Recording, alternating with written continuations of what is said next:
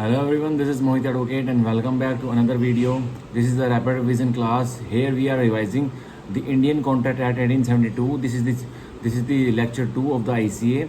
In previous lecture, I have explained the preliminary and the interpretation clause section 1 and 2 and chapter 1 from section 3 to section 9 completely, which were talking about communication, acceptance and revocation of proposals. तो मैंने अब तक बता दिया है chapter 1 मैंने पिछली video में करवा दिया था, जो कि बता रहा था communication, acceptance and revocation of proposals कैसी होती है, और इंटरप्रिटेशन क्लोज जो कि सेक्शन 2 में था वो बता दिया था, और सेक्शन 1 समझा दिया। ठीक है, तो हमारे मोटे मोटे हमारे चैप्टर 1 पूरा हो गया। आज की वीडियो में हमें चैप्टर 2 करना है, किसका, इंडियन कॉन्ट्रैक्ट एक्ट 1872 का। So without wasting a second आज हम चैप्टर 2 करेंगे, जो कि सेक्शन 10 to 30 है। ठीक है, वो करेंगे आज सेक्शन 10 to 30 आज पूरा कंप्लीट कर लेंगे। जो भी बेयर एक्ट में एक एक वर्ड लिखा हुआ है वह पूरा बिल्कुल अच्छी तरह से समझ लेंगे। तो सेक्शन 10 to 30 हम इंडियन कॉन्ट्रैक्ट एक्ट के आज रिवाइज करने वाले हैं और बेयर एक्ट से समझने वाले हैं। ठीक है, तो पिछली वीडियो को जिसने देखी होगी मेरे इंडियन कॉन्ट्रैक्ट एक्ट की, बिल्कुल अच्छी तरह सारी चीज़ें समझाई हुई हैं विद डीप इंटरप्रिटेशन। यूँ नहीं है कि ऊपर ऊपर से बताया हुआ है उसमें क्या है, और बिल्कुल हिंदी में बताया हुआ है कि एक जिसको बिल्कुल पहली बार पढ़ा जो इंडियन कॉन्ट्रैक्ट एक्ट, उसको भी बिल्कुल समझ में आ जाएगी कि भाई क्या चीज़ है, कैसे क्या कॉन्ट्रैक्ट बनता है, क्या नहीं बनता, कौन सा हुआ, वो अच्छी तरह समझाया हुआ है। तो let's start without wasting a second. So chapter 2 of contracts, voidable contracts and void agreements. हमेशा देखिए कॉन्ट्रैक्ट्स, भाई कॉन्ट्रैक्ट में आप आ गए, अनुबंध में आ गए तो आपको वॉइडेबल ही होगा। ठीक है, और वॉइड एग्रीमेंट्स होते हैं, जो एग्रीमेंट्स कॉन्ट्रैक्ट नहीं बन पाते कभी भी, वो वॉइड हो जाते हैं। तो वॉइड हमेशा एग्रीमेंट होगा और वॉइडेबल हमेशा कॉन्ट्रैक्ट होगा। ठीक है, so section 10 what agreements are contracts, कौन से करार अनुबंध होते हैं, सेक्शन 10 में बताया गया है। ऑल एग्रीमेंट्स आर कॉन्ट्रैक्ट्स, हर एग्रीमेंट, हर करार अनुबंध तो होते हैं, हर एग्रीमेंट कॉन्ट्रैक्ट तो बनेगा। इफ कब बनेगा, they are made by the free consent of the parties competent to contract, जब वह करार किसने बनाया है, किनके बीच में मेड हुआ है, by the free consent of parties competent to contract. Free consent मतलब कोई जोर जबरदस्ती नहीं है, कोई प्रेशर नहीं है, बिल्कुल फ्री विल से वह पार्टीज, जो दल हैं, जो करार बना रहे हैं, जो प्रपोजल और जो इसने एक्सेप्टेंस की है, वो जो कर रहे हैं वो फ्री कंसेंट से करें। मतलब उनके ऊपर कोई जोर जबरदस्ती दबाव नहीं है, कोई कोर्शन नहीं है, कोई अनड्यू इन्फ्लुएंस नहीं है, कोई फ्रॉड कमिट नहीं हुआ है, वह बिल्कुल अपने फ्री कंसेंट से कर रहे हैं। कंसेंट की डेफिनेशन सहमति, कंसेंट की मतलब वो सहमति, और डेफिनेशन ही बता देता हूँ। Agreeing on the same thing in the same sense, एक ही चीज़ पर दोनों एग्री कर रहे हैं और एक ही सेंस में, एक ही उनका दिमाग है। मैं जो कह रहा हूँ वो उसे समझ में आ रहा है, वो जो मुझे कह रहा है वो मुझे समझ में आ रहा है। तो मैं एग्जांपल लेके चलते हैं। मैं अब हम जितने भी अब सेक्शंस पढ़ेंगे आज की वीडियो में भी, कल की वीडियो में मैंने एक कॉमन एग्जाम्पल रखा था कि मैं मोहित, मैं प्रपोजल हूँ, मैं प्रोमिसर हूँ और मिस्टर एक्स प्रोमिसी हैं, जो कि मैंने मिस्टर एक्स को बोला, जो कि अदर पार्टी है, कि मैं मिस्टर एक्स आपका प्लॉट खरीदना चाहता हूँ, जो उनका जो प्लॉट है। ठीक है, तो अब मैं प्रोमिसर हूँ और वो प्रोमिसी हैं, जैसे ही वो एक्सेप्ट कर लेते हैं और मेरे पास कम्युनिकेशन पहुँच जाती है, तो ठीक है, हम अब एग्रीमेंट में आ चुके हैं। तो अब मैं यही वाला एग्जाम्पल लेके चलेंगे, मेरे को मोहित को मिस्टर एक्स का प्लॉट खरीदना हर टाइप पे। अब देखिए, bye the free consent of parties, अब मेरा और उनका फ्री कंसेंट, सहमति होनी चाहिए। मेरे ऊपर ना कोई जोर जबरदस्ती है, कोई प्रेशर नहीं है कि मैं उनका प्लॉट खरीदूँ, ना उनके ऊपर कोई जोर जबरदस्ती होनी चाहिए मिस्टर एक्स के ऊपर को कि वो मेरा प्लॉट, वो मेरे को अपना प्लॉट बेचे ही बेचे। ठीक है, कॉम्पिटेंट टू कॉन्ट्रैक्ट, और मैं कॉम्पिटेंट टू कॉन्ट्रैक्ट भी होना चाहिए। मैं सक्षम व्यक्ति होना चाहिए और मिस्टर एक्स भी सक्षम व्यक्ति होने चाहिए कि हम अनुबंध में आ सकें। सक्षम व्यक्ति इन द सेंस कि हम मेजर होने चाहिए, हम साउंड माइंड के होने चाहिए, हम किसी लॉ के द्वारा डिस्क्वालीफाई नहीं होने चाहिए कि हम एग्रीमेंट नहीं कर सकते, तो हम सक्षम होने चाहिए। ठीक है, और सक्षमता के रूल 11-12 में आने भी वाले कि सक्षम कॉम्पिटेंट पर्सन कॉन्ट्रैक्ट के लिए कौन होगा। ठीक है, तो दोबारा पढ़ेंगे। ऑल एग्रीमेंट्स और कॉन्ट्रैक्ट्स, हर करार अनुबंध होगा। इफ कब होगा, they are made by the free consent of parties, जब वो मेड हुआ है एग्रीमेंट, जब वो मेड हुआ है करार पार्टीज की, दलों की, जो एग्रीमेंट में आ रहे हैं उनकी फ्री कंसेंट से, उनकी सहमति से, वो भी फ्री सहमति से। कॉम्पिटेंट टू कॉन्ट्रैक्ट, जो सक्षम है कॉन्ट्रैक्ट अनुबंध में आने के लिए।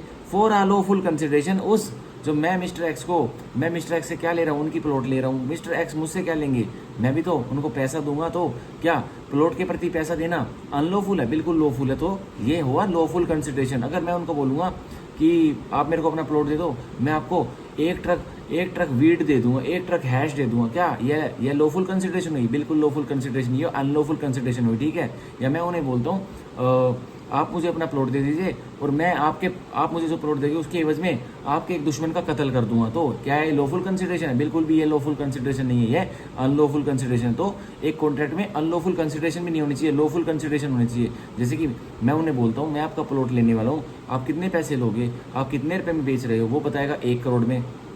तो मैं उनको चेक दे दूंगा या फिर उनको कैश दे दूंगा या फिर उनके डिमांड ड्राफ्ट दे दूंगा। या वो बोल रहे हैं कि मेरे को तो 2 ईंटें सोने की दे दो, मैं तो भाई अपना, मेरे को सोना बड़ा प्यारा है, मेरा प्लॉट आप ले रहे हो ले लो, सोने की ईंटें दे दो, मैं तो उसमें ही अपने प्लॉट को दे दूंगा। तो यह भी हो सकता है, ये भी लॉफुल कंसिडरेशन है, ठीक है।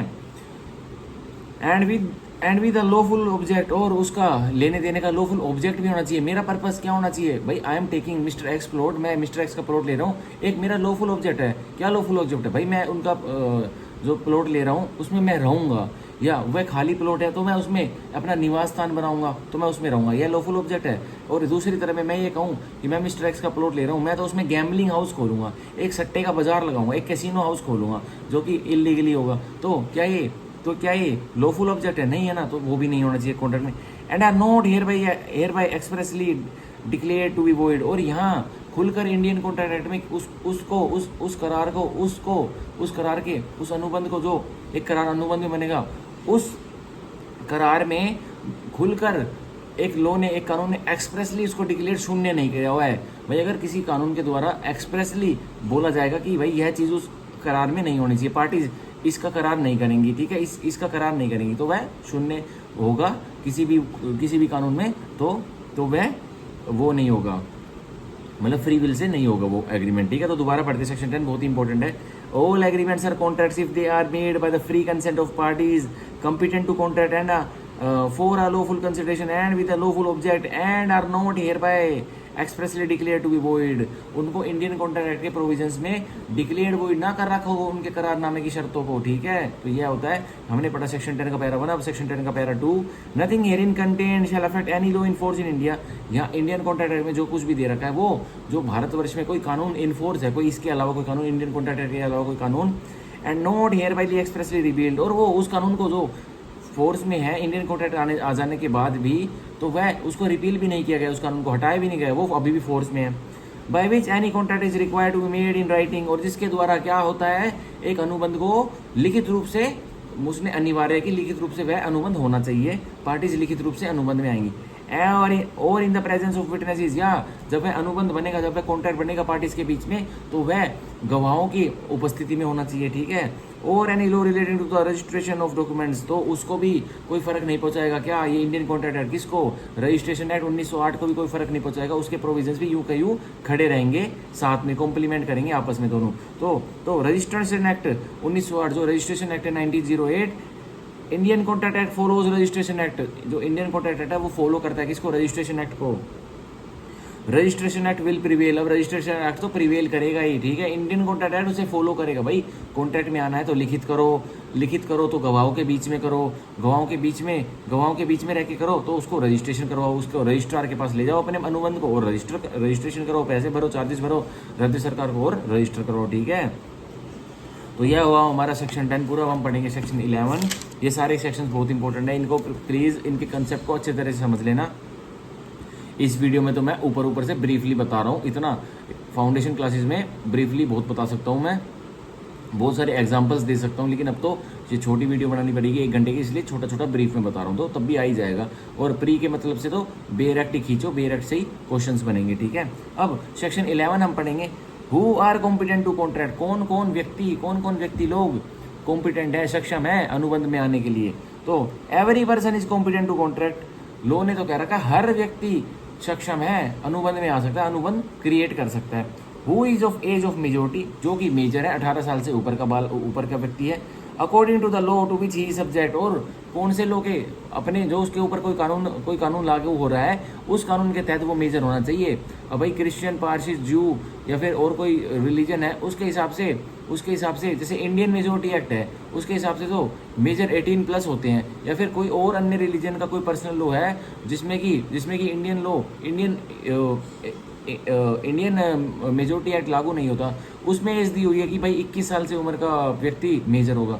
तो वो व्यक्ति जिस लॉ के सब्जेक्ट होगा उस लॉ के सब्जेक्ट हुआ जिसमें 21 साल के ऊपर वाले मेजर होते हैं, मतलब बड़े बड़े होते हैं, बालकों की कैटेगरी में नहीं होते, तो वो मानना पड़ेगा। हमारे लिए तो जो इंडियन मेजोरिटी एक्ट के फॉल करते हैं, हमारे लिए तो 18 साल से कम ही है, ठीक है। To which he subject and who is of sound mind, जो व्यक्ति अनुबंध में आने वाला है वो साउंड माइंड, वो तंदुरुस्त मानसिकता का होना चाहिए, उसका भेजा खराब नहीं होना चाहिए, वह तंदुरुस्त होना चाहिए, साउंड माइंड का होना चाहिए, ठीक है। And is not disqualify from contracting by any law, और उस व्यक्ति जो अनुबंध में जो व्यक्ति आएगा, कॉन्ट्रैक्ट जो बनाएगा, जो क्रिएट करेगा, एग्रीमेंट से कॉन्ट्रैक्ट में आएगा, वो क्रिएट करेगा, वो किसी कानून के द्वारा डिस्क्वालीफाई भी नहीं होना चाहिए कि कहीं किसी कानून में, जैसे इंसॉल्वेंसी लॉज में एक इंसॉल्वेंट को डिस्क्वालीफाई कर देते हैं कि अब ये कोई कॉन्ट्रैक्ट नहीं बना सकता क्योंकि ये अब दिवालिया है, क्योंकि ये इसके पास कोई पैसे नहीं है। तो निर्धन व्यक्ति वो हो जाता है जिसको कोर्ट डिक्लेयर कर दे कि ये इंसॉल्वेंट है, तो वह भी अब कोई कॉन्ट्रैक्ट में नहीं आ सकता, यह रिक्वायरमेंट है, ठीक है। तो is not disqualify from contracting by any law to which he subject, ठीक है। तो वो उस कानून ने, अब इंसॉल्वेंसी लॉ ने उसको डिस्क्वालीफाई किया हो ना कि तुम अब कॉन्ट्रैक्ट में नहीं आ सकते, तो वह भी नहीं आ सकता, तो वह भी सक्षम नहीं है कॉन्ट्रैक्ट में आने के लिए। तो सक्षम कौन हुआ? मेजर व्यक्ति, साउंड व्यक्ति और अनडिस्क्वालीफाइड व्यक्ति, जो हर लॉ से पाक साफ है, उसने उसको किसी भी लॉ ने नहीं रोका हुआ कि तुम कॉन्ट्रैक्ट में नहीं आ सकते, तो वही व्यक्ति कॉन्ट्रैक्ट में सक्षम है आने के लिए, बनाने के लिए, ठीक है। तो ये वो हमारा सेक्शन 11। अब हम पढ़ेंगे सेक्शन 12, जो कि है what is sound mind and for the purposes of contracting. अब साउंड माइंड, एक तंदुरुस्त मानसिकता क्या है कॉन्ट्रैक्ट में आने के लिए, अनुबंध में आने के लिए। अब पढ़ेंगे section 12, what is a sound mind for the purposes of contracting. एक साउंड माइंड, एक स्वस्थ मानसिकता क्या है अनुबंध में आने के लिए, तो वह 12 में दिया गया है। A person is said to be of sound mind, एक व्यक्ति बोला जाएगा कि वह तंदुरुस्त दिमाग का है, वह पागल नहीं है, वह तंदुरुस्त दिमाग का है, सही विचारों का है। For the purpose of making a contract, और किस मतलब के लिए? सिर्फ अनुबंध में आने के लिए, एक अनुबंध में आने के लिए, कॉन्ट्रैक्ट में आने के लिए। If at the time when he makes it, जब वह व्यक्ति उस अनुबंध में आ रहा है, मतलब वो व्यक्ति अनुबंध क्रिएट कर रहा है, he is capable of understanding it, तो वो उस अनुबंध के टर्म्स एंड कंडीशन को, शर्तों को और उसके मैटर्स को, सब्सटेंस को, उस कॉन्ट्रैक्ट के उसमें उसको समझने के लिए सक्षम है, अंडरस्टैंड कर सकता है, ठीक है। And of forming a rational judgement, और एक रेशनल निर्णय, एक भाई उस मैटर से, जो अनुबंध में जो मैटर्स हैं, जो डीलिंग्स लिखी हुई हैं, उनसे मेरे को क्या कॉन्सिक्वेंसेज मिलेंगे, उनसे मेरे को क्या हानि हो सकती है, फायदे हो सकते हैं, वो उनको भी समझने के लिए निर्णय ले सकता है, ठीक है। As to its affect upon his interest, और मेरे हितों पे जब मैं ये कॉन्ट्रैक्ट में आऊँगा, वो तंदुरुस्त दिमाग का व्यक्ति, तो वह ऐसे निर्णय ले सकता है कि ये मैं इस कॉन्ट्रैक्ट में आऊँगा तो मेरे हित क्या नुकसान में जाएंगे या मेरे को लाभ होगा, तो वह व्यक्ति सक्षम है, वह व्यक्ति माना जाएगा कि साउंड माइंड का, ठीक है। अब section 12 para 2, a person who is usually of unsound mind, एक व्यक्ति जो आमतौर पर तो वो अनसाउंड माइंड का मतलब उसका भेजा मतलब काम नहीं कर रहा, मतलब वो पागल व्यक्ति है, एक मैडमैन है। But occasionally of sound mind, but कभी कभी तो वो तंदुरुस्त दिमाग का हो जाता है, उसका माइंड साथ देता है उसका, मतलब ये मानिए 24 घंटे में 20 घंटे वो अनसाउंड माइंड का रहता है, मतलब उसका दिमाग हिला हुआ रहता है, मतलब उसका दिमाग उसकी कैपेसिटी में काबू में नहीं रहता, पर 4 घंटों के लिए उसका दिमाग साउंड रहता है, तो क्या होगा? May make a contract when he is of sound mind, तो वो जो व्यक्ति ओकेजनली साउंड माइंड का रहता है उन 4 घंटों के लिए, तो वो अनुबंध में कब आएगा? वो अनुबंध में आएगा उन 4 घंटों में, तो उसके कॉन्ट्रैक्ट को मान लिया जाएगा कि ये साउंड माइंड के व्यक्ति ने ये अनुबंध क्रिएट किया, ठीक है। अब section 12 para 3, a person who is usually of sound mind, एक व्यक्ति जो आमतौर पर साउंड माइंड का रहता है, मतलब तंदुरुस्त दिमाग का रहता है, तंदुरुस्त उसका मानसिकता है, but occasionally of unsound mind, but दिन में ज़्यादातर वो अनसाउंड माइंड का रहता है, मतलब मैडमैन रहता है। May not make a contract when is of unsound mind, तो वो कॉन्ट्रैक्ट नहीं बनाएगा, वो अनुबंध नहीं क्रिएट करेगा जब वह अनसाउंड माइंड का व्यक्ति है, तो वो कब करेगा? जब वह साउंड माइंड का है, ठीक है। तो इसका एग्जांपल लेते हैं, एक व्यक्ति है मिस्टर एक्स, जो कि पूरे दिन में वह 20 घंटे, वह व्यक्ति मिस्टर एक्स 20 घंटे साउंड माइंड का रहता है, उसका दिमाग, उसकी मानसिकता उसके कंट्रोल में रहती है, पर 4 घंटे वह अनसाउंड रहता है, तो वह कब कॉन्ट्रैक्ट में नहीं आएगा? May not make a contract when he is of unsound mind, तो वो 4 घंटे में जब वो उसकी मानसिकता उसके कंट्रोल में नहीं रहती, तब वो उस टाइम कॉन्ट्रैक्ट अनुबंध में नहीं आएगा। यही हमारा सेक्शन 12 कह रहा है, ठीक है। अब हम पढ़ेंगे सेक्शन 13, कंसेंट डिफाइन की हुई है इसमें। कंसेंट डिफाइंड, सहमति क्या होती है, वो सेक्शन 13 में बताई हुई है। 2 और more persons are said to consent, 2 या 2 से ज़्यादा व्यक्ति बोले जाएंगे कि वो सहमति दे रहे हैं when they agree upon the same thing in the same sense, जब वो एग्री हो जाते हैं, जब वो सहमत हो जाते हैं कि किसमें, एक सेम चीज में, एक सेम वस्तु के रिलेटेड और एक सेम सेंस में, मतलब एक सेम सेंस में, ठीक है। तो सेक्शन 13 कंसेंट को दोबारा डेफिनेशन बताता हूँ इसकी। टू और मोर पर्सन, दो या दो से अधिक व्यक्ति, आर सेड टू कंसेंट, तो बोला जाएगा कि वो सहमति में हैं। कब हैं? When they agree upon the same thing, जब वो एग्री कर लेते हैं, मतलब हाँ कर लेते हैं, हाँ कर लेते हैं किस चीज पर, एक ही सेम वस्तु पर, इन द सेम सेंस, और उनकी सेम सेंस है। वो बोल रहा है मैं मिस्टर एक्स को बोल रहा हूँ प्लॉट दोगे, वो बोल रहा है हाँ जी दूंगा। मैं बोल रहा हूँ कितने रुपए में दोगे, वो बोल रहा है 1 करोड़ में दूंगा, तो मैं भी यस ले लूंगा। तो हम सेम थिंग पर, उस प्लॉट पर सेम सेंस से रिएक्ट कर रहे हैं ना, तो ये होता है कंसेंट। हमारी कंसेंट है, मैं मिस्टर एक्स का प्लॉट लूंगा, मैं मिस्टर एक्स का प्लॉट खरीदूंगा और मैं उनको पैसे दूंगा, तो उनको क्या मिलेगा, उनको मेरे पैसे मिलेंगे और मेरे को उनका लैंड मिलेगा, प्लॉट मिलेगा। तो हमें, हमारे बीच में डीलिंग्स कॉन्ट्रैक्ट के में आने की कैसे हो रही है, कंसेंट से हो रही है, ठीक है। तो इसको बोलते हैं हम, इसका सेक्शन 13 का एक और नाम है जो कि प्री में पूछ लिया जाता है, कंसेंसस एड आइडम बोलते हैं इसको। इसका लैटिन टर्म है consensus ad idem, CONSENSUSADIDEM, consensus ad idem. इसका मतलब है meeting of minds at the same thing on same sense, दोनों दिमागों का, दोनों मानसिकताओं का मिल जाना कि, और किस पर, कि सेम वस्तु के लिए हम सेम सेंस में डील कर रहे हैं, तो वह कंसेंट होता है। अब सेक्शन 14 हम पढ़ेंगे फ्री कंसेंट, खुलकर इच्छुकता, खुलकर सहमति क्या होती है वो 14 में दिया हुआ है। फ्री कंसेंट डिफाइंड, ठीक है। Consent is said to be free, तो कंसेंट, सहमति मानी जाएगी कि ये फ्री है, बिल्कुल बिल्कुल कोई भी प्रेशर नहीं है, बिल्कुल फ्री है। When it is not caused by, जब ये कोज्ड, जब वो परिणाम में नहीं लाई जाती वो सहमति, किसके द्वारा, इनके द्वारा। अगर ये नहीं उसमें होंगे, ये वाले कंपोनेंट्स उसमें सहमति में नहीं होंगे, तो माना जाएगा कि यह फ्री कंसेंट है, यह खुलकर बिल्कुल आज़ादी वाली सहमति है, ठीक है। A coercion as defined in section 15, जिसमें डीलिंग में, जिस कॉन्ट्रैक्ट में कोर्शन आ जाएगा, तो वह मतलब मान लेना कि वह फ्री कंसेंट से नहीं हुई है, वह कॉन्ट्रैक्ट फ्री कंसेंट से नहीं, उसमें पार्टीज आई है, ठीक है। अब कोर्शन सेक्शन 15 में दिया है, आगे पढ़ेंगे। और 2 undue influence as defined in section 16, जो अनड्यू इन्फ्लुएंस है वो सेक्शन 16 में डिफाइंड है, वो पढ़ेंगे। तो जिस कॉन्ट्रैक्ट में अनडू इन्फ्लुएंस भी है, कोई भी पार्टी चाहे अनडू इन्फ्लुएंस यूज करती है, चाहे मैं करता हूँ, मैं मोहित करता है, या मिस्टर एक्स मेरे ऊपर अनडू इन्फ्लुएंस यूज करते हैं, तो भी वह फ्री कंसेंट नहीं मानी जाएगी। 3 fraud as defined in section 17, अगर मैंने फ्रॉड किया मिस्टर एक्स पर, या मिस्टर एक्स ने मेरे ऊपर फ्रॉड किया है, तो वो भी फ्री कंसेंट नहीं है, तो कॉन्ट्रैक्ट वॉइड हो जाएगा बाद में। 4 misrepresentation as defined in section 18, अगर मिस रिप्रेजेंटेशन की है, उनकी मिस्टर एक्स की वो लैंड ही नहीं थी, वो मेरे को मिस रिप्रेजेंटेशन कर रहे हैं, है किसी रियल ओनर की, वो ऑस्टेंसिबल ओनर है, और वो मिस रिप्रेजेंट कर रहे हैं कि वो मेरी लैंड है, तो तब भी कुछ ना कुछ कॉन्ट्रैक्ट का होगा। तो आगे पढ़ेंगे, मिस रिप्रेजेंटेशन सेक्शन 18 में दिया गया है। अब 5 mistake subject to the provisions of section 20, 21 and 22, mistake हुई है किसी कॉन्ट्रैक्ट में पार्टीज के बीच में, तो माना जाएगा वह भी, वहाँ भी फ्री कंसेंट नहीं है, पर वो मिस्टेक सब्जेक्ट है, कौन से सेक्शन के मानना पड़ेगा उस मिस्टेक के लिए, कॉन्ट्रैक्ट को कुछ नतीजा क्रिएट करने में, सेक्शन 20 आईसी है, सेक्शन 21 और सेक्शन 22 को मानना पड़ेगा, यह मिस्टेक सब्जेक्ट है। तो 20, 21, 22 में इनके एसेंशियल्स को देखना पड़ेगा, अगर मिस्टेक हुई है तभी कुछ कॉन्सिक्वेंसेज निकलेंगे कि कॉन्ट्रैक्ट के साथ क्या होगा, ठीक है। अब section 14 para 2, consent is said to be caused when it would not have been given, consent is said to be caused, माना जाएगा कि सहमति दिलाई गई है, सहमति नतीजे में आई है, परिणाम में आई है, when it would not have been given, कि जब वो नहीं दी जाती, उसको कंसेंट को नहीं दिया जाता, but for the existence of such coercion, but सहमति लेने के लिए क्या अस्तित्व में था, एक कोर्शन हुआ पड़ा था किसी पार्टी पे, जो कॉन्ट्रैक्ट की पार्टी बनी है, अनड्यू इन्फ्लुएंस उस पर यूज किया गया था, फ्रॉड उसके साथ कमिट हुआ था, मिस रिप्रेजेंटेशन हुई थी, और या मिस्टेक हुई थी, तो ही इन छल कपट्स के यूज करते हुए एक व्यक्ति से कंसेंट लिया गया था, और उसको उसकी नॉलेज नहीं थी उस टाइम, ठीक है। अगर थी भी तो अनड्यू इन्फ्लुएंस में फॉल कर जाएगा या कोर्शन में फॉल कर जाएगा, ठीक है।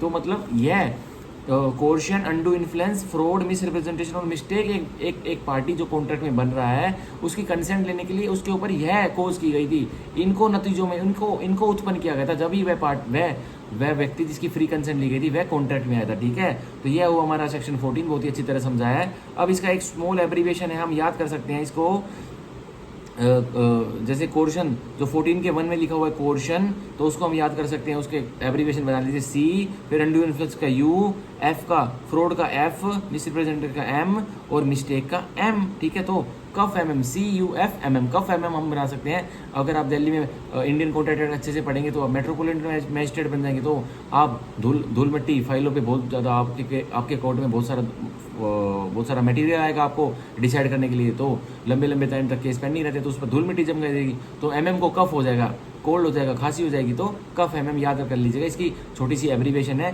तो बस सीधा सेक्शन 15 याद कर लीजिएगा कि 15 में कोर्शन है तो सारे कफ MM के जुड़ते चले जाएंगे। जैसे कोर्शन 15, ठीक है, अनडू इन्फ्लुएंस 16, फ्रॉड 17, मिसरिप्रेजेंटेशन 18, अब 19 इसमें गायब है, तो मिस्टेक 20, 21, 22, तो यह याद कर लेना। अब सेक्शन 14 हमारा पूरा हुआ, जिसकी मैंने एब्रीवेशन भी बता दी, कफ MM, CUF MM, कफ MM। ठीक है, अब हम पढ़ेंगे सेक्शन 15, कोर्शन डिफाइंड। अब कोर्शन को बताया हो कि कोर्शन क्या होती है। Coercion is the committing, coercion क्या होता है, एक घटना करना, और थ्रेटनिंग टू कमिट, या फिर डराना कि मैं तेरे साथ घटना कोई कर दूंगा, किस चीज की घटना करूंगा। Any act forbidden by Indian penal code, कोई भी ऐसा एक्ट सीरियस तेरे साथ प्रोड्यूस कर दूंगा जो कि इंडियन पिनल कोड में पनिशेबल है, तेरे साथ वो कर दूंगा। मतलब मोटी मोटी बात है, किसी व्यक्ति पर कोई अपराध कमिट कर देना, या उसको अपराध कमिट करने के लिए तेरे पर उसको डराना, जो कि एक्ट सीरियस वह कमिट करेगा, वह इंडियन पिनल कोड में फॉरबिडन है, पनिशेबल है। ठीक है, तो माना जाएगा उसने कोर्शन किया उस व्यक्ति ने। और द अनलॉफुल डिटेनिंग, या फिर किसी व्यक्ति को जिसके ऊपर कोर्शन किया जा रहा है उसको गैर कानूनी तरीके से, मतलब अनलॉफुल तरीके से डिटेन किया जा रहा है, उसको बंधक बनाया जा रहा है, किसी हिरासत में लिया जा रहा है गैर कानूनी तरीके से। और थ्रेटनिंग टू डिटेन, या तेरे को बंधक बना लिया जाएगा, उसको डरा रहे हैं। ठीक है, अभी तेरे को उठा ले चलूंगा और अभी तेरे को बंधक बना दूंगा, ऐसे डरा रहे हैं। ठीक है, any property to the prejudice of any person, या फिर थ्रेटन, बंधक, तेरी कौन सी प्रॉपर्टी को हम रोक लेंगे, कोई भी वैल्यूएबल सिक्योरिटी को हम रोक लेंगे, to the prejudice of any person, जो कि तेरे को फिर बहुत सारा दुख देगी। तेरे से प्रॉपर्टी हम डिटेन कर लेंगे, तेरी प्रॉपर्टी तू उसको रिटेन नहीं कर पाएगा तो तेरे को दुख होगा। ठीक है, whatever with the intention of causing any person to enter into an agreement, और चाहे वो कोई भी हो, और कोई भी प्रॉपर्टी संदर्भित, और कोई भी, या कोई और वैल्यूएबल सिक्योरिटी हो, वट एवर कुछ भी हो, with the intention of causing any person, जो व्यक्ति कोर्शन उस व्यक्ति पर कमिट कर रहा है, कोई अपराध कमिट कर रहा है जो कि आईपीसी में फॉरबिडन है, पनिशेबल है, विद द इंटेंशन, उसकी क्या इंटेंशन है, जो कोर्शन क्रिएट कर रहा है एक व्यक्ति पर, कोर्शन कर रहा है, विद द इंटेंशन, उसकी इंटेंशन है, उसकी मानसिकता मलिन है, वो उसकी बुद्धि खराब है, whether of causing any person to enter into an agreement, कि क्या मेरी इंटेंशन है कि मैं मिस्टर एक्स को इतना दबाव बना दूं, उनको ऐसे डराऊं कि नहीं मेरे को अपना प्लॉट बेचोगे तो इतने लाठे डंडे मारूंगा कि तुम्हें बेचना ही पड़ेगा, और पुलिस स्टेशन भी यहाँ से 100 किलोमीटर दूर है, कैसे जाओगे। तो उन्होंने एग्रीमेंट में मेरे साथ आ गए, तो मैंने उनके ऊपर, मिस्टर एक्स के ऊपर क्या कमिट किया, मैंने इंडियन कॉन्ट्रैक्ट एक्ट की लैंग्वेज में तो मैंने किया उनके ऊपर कोर्शन कमिट, और आईपीसी के जो मेरे ऊपर धारा लगेगी और वो रिपोर्ट कराते हैं तो वो तो मेरे ऊपर लगेगी, चार्ज लगेगा। ठीक है, तो यह था कोर्शन। अब कोर्शन की एक्सप्लेनेशन पढ़ते हैं। It is immaterial whether the IPC is और is not in force in the place where the coercion is employed. यह बिल्कुल भी अहम नहीं है कि जिस प्लेस पर इंडियन पार्टीज के बीच में कोर्शन हुआ है वहाँ पे आईपीसी फोर्स में है, लागू है या नहीं है। तो मान के चलिए 2 इंडियन सिटीजन ऑस्ट्रेलिया के ट्रिप पे हैं, और मेरे को, मतलब मान के चलिए मैं और वो मिस्टर एक्स जिसका मेरे को प्लॉट लेना है, वो पहले तो नहीं दे रहा है, पर मेरी इंटेंशन है यार लेना है उसका प्रॉपर्टी, बहुत ही मौके पे है, 2 साल बाद हाईवे निकल जाएगा, मेरे को बहुत अच्छे पैसे मिलेंगे। सो अब हम दोनों ऑस्ट्रेलिया की किसी ट्रिप पे हैं, रैंडमली हम चले गए। सो मैं ऑस्ट्रेलियन लैंड पे जाके मिस्टर एक्स के साथ कोर्शन करता हूँ, मैं उनको डराता हूँ, धमकाता हूँ कि बहुत तेरे को यहीं पीटूंगा ऑस्ट्रेलिया में ही, तू वादा कर, तू मेरे साथ एग्रीमेंट कर कि अपना प्लॉट मेरे को देगा। ठीक है, तो अब क्या ऑस्ट्रेलिया में आईपीसी फोर्स में है, नहीं है ना, तो इसलिए इंडियन कॉन्ट्रैक्ट ने यह कह रखा है कि यह बिल्कुल भी अहम नहीं है कि जिस जगह पर कोर्शन हुई एक व्यक्ति के ऊपर और एक व्यक्ति ने की, वहाँ पे आईपीसी एनफोर्समेंट में है, इंडियन पिनल कोड एनफोर्समेंट में नहीं है, वह इमैटेरियल बिल्कुल भी अहम नहीं है। तो ठीक है, तो यह हुआ सेक्शन 15। इसके इलस्ट्रेशन पढ़ लेना, अगर प्री देना है तो बहुत इंपॉर्टेंट है, मैंने तो पहले पढ़े हुए हैं लेकिन इतना टाइम नहीं है इसकी।